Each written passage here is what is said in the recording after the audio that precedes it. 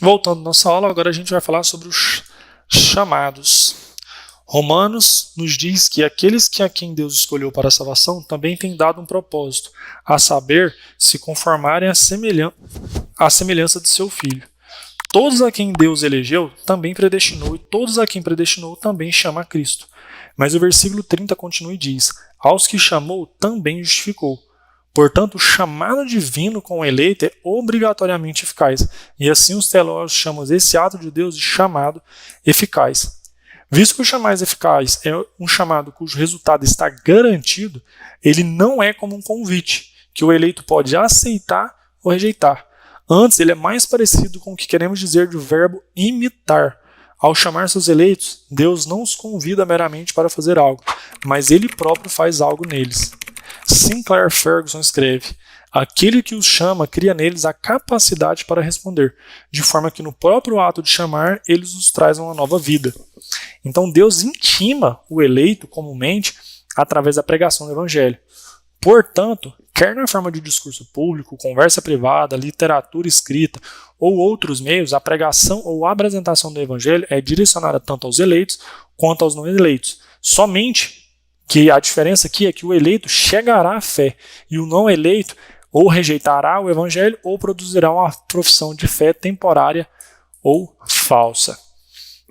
Devido a isso, os teólogos distinguem entre chamado externo e chamado interno, sendo aí o chamado externo que refere-se à pregação do Evangelho pelos seres humanos e apresentado tanto aos eleitos como não eleitos, e o chamado interno ou eficaz é a obra divina que acompanha o chamado externo para fazer com que o eleito chegue à fé em Cristo. O chamado externo é produzido pelos seres humanos, mas o interno é uma obra somente de Deus no coração dos eleitos. Ou seja, em outras palavras, muitas pessoas podem ouvir o Evangelho numa determinada situação, mas Deus faz com que apenas os eleitos creiam no que é pregado, ao passo que endurece o coração dos não eleitos.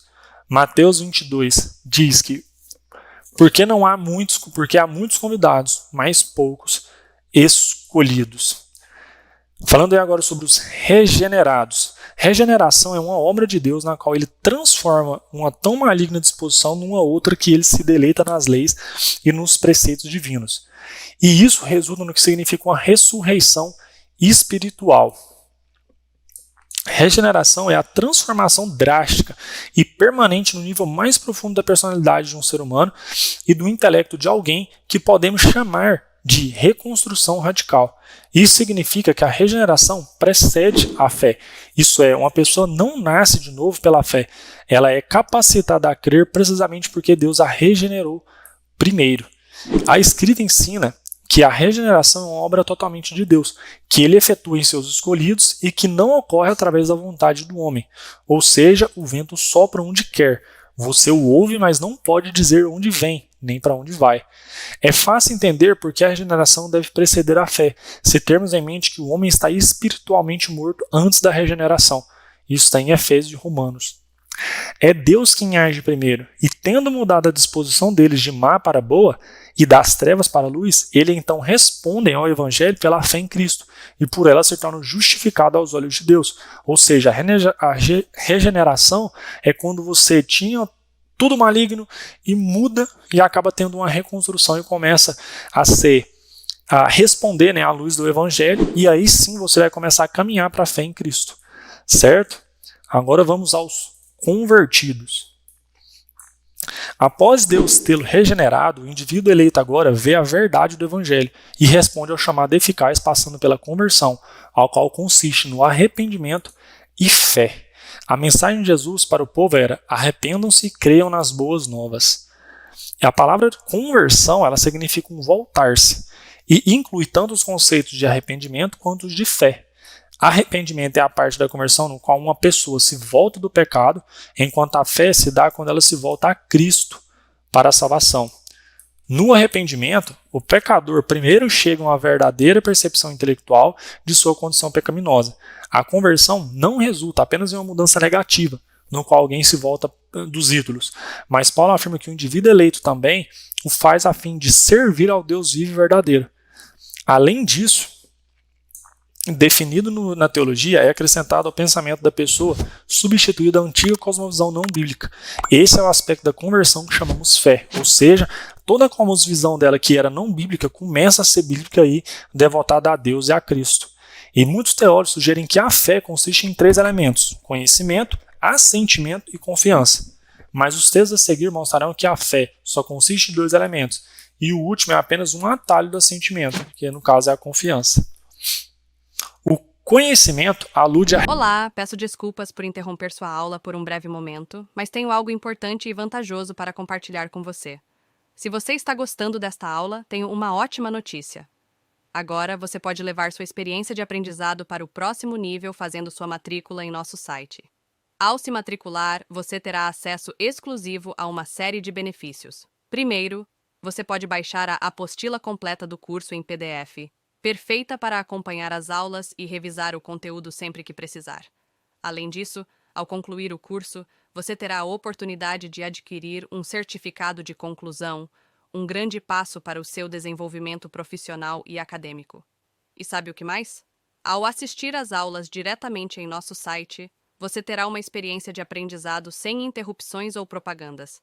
Isso significa mais foco e eficiência no seu estudo. Então, não perca essa chance. Clique no link na descrição deste vídeo ou visite nosso site para se matricular agora mesmo. É rápido, fácil e vai transformar a maneira como você aprende. Agora, vamos voltar à aula. Obrigado por sua atenção e nos vemos no site. Retenção e compreensão intelectual das preposições verdadeiras. Isso é um elemento necessário da fé, visto que é impossível você crer em alguma coisa que você não conhece. A gente até já falou disso no curso. Então, se você não sabe o que X representa, ou você X pode colocar Deus, você não pode responder a questão. Você crê em X, a fé é impossível sem conhecimento, sendo então conhecimento que implica o entendimento nesse caso. Assim como é impossível crer em X enquanto ele permanecer indefinido, não se pode crer em algo enquanto a definição dele não for compreendida. Por isso que é tão importante você conhecer a Deus pelo estudo da palavra, pelo estudo teológico. Porque sim, você conhece e você consegue responder. Você crê em Deus porque você só pode crer naquilo que você conhece, certo? E o assentimento é a concordância com as proposições entendidas. Embora qualquer um possa obter algum tipo de entendimento ou conhecimento da mensagem evangélica, nem todos consentirão que ela seja verdadeira, porque você pode ouvir, entender, mas não concordar. Deve-se acrescentar a esses dois o terceiro elemento da confiança, a qual definem como uma segurança pessoal e relacional sobre a pessoa de Cristo. A verdadeira fé resulta em comportamento que corresponde a conteúdo da crença. Porque aqui a gente pode falar que os demônios creem que há um só Deus, mas não agem de um modo que corresponde a tal crença. Em vez de adorarem como um Deus, meramente estremecem e se rebelam contra ele. Enquanto a fé salvífica consiste de assentimento a certas proposições relacionadas à obra redentora de Cristo, a fé bíblica em geral permanece e se desenvolve no cristão na medida que assente a essas mesmas preposições, junto a outras naquele livro, e assim ele acrescente em maturidade, ele cresce em maturidade espiritual, que é o quê? Você vai descobrindo a verdade e vai vivendo aquilo, porque não adianta você ver, ouvir, entender e não viver. Então, o verdadeiro assentimento quer dizer uma concordância intelectual com proposições compreendidas que resultam em obediência a todas as implicações daquelas, ou seja, eu aprendi sobre algo, o assentimento vem, eu concordo intelectualmente com isso aqui e eu vivo segundo isso que eu acabei de aprender, certo? Por outro lado, uma pessoa com falso sentimento a proposições bíblicas afirma que concorda com as escrituras, mas não produz os pensamentos, linguagem e comportamento que necessariamente se refere a tal concordância. Sendo assim, a salvação pela graça mediante a fé é um dom de Deus, pois vocês são salvos pela graça, por meio da fé. E isso não vem de vocês, mas de Deus. Não são obras para que... não só por obras, para que ninguém se glorie. Ou seja, somos salvos pela graça, porque se fosse por obra, a gente poderia se glorificar pelas nossas obras. Mas isso não é possível, é simplesmente pelo dom de Deus. A fé é voluntária no sentido de que a pessoa eleita decide sim aceitar o evangelho, mas somente o faz porque Deus leva a decidir. Sem o poder dele para compelir ou transformar o que querer, ninguém decidiria aceitar aquele, visto que a mente pecaminosa não pode se submeter a ele. Isso obrigatoriamente significa que a pessoa que decide fazer a vontade de Deus já foi transformada por ele, de modo que a sua disposição não é mais pecaminosa, mas reta. A justificação é um ato de Deus pelo qual ele declara o pecador eleito como sendo justo sobre a base da justiça de Cristo. Portanto, a fé é a nossa resposta divinamente capacitada ao chamado eficaz de Deus. É a justificação, é a sua resposta à nossa fé, a qual antes tudo veio dele. A Escritura afirma que a justificação vem pela fé e não pelas obras. Ou seja, a natureza legal da justificação significa que a justiça acreditada aos eleitos é uma justiça imputada antes do que uma justiça infundada. E a justiça concedida aos eleitos não é, desse modo, aquela que tenha sido adquirida ou produzida pelos eles mesmos, mas que foi gerada por Cristo e lhes dada como um dom. Ou seja, Cristo fez o que foi dado por um dom de Deus, certo?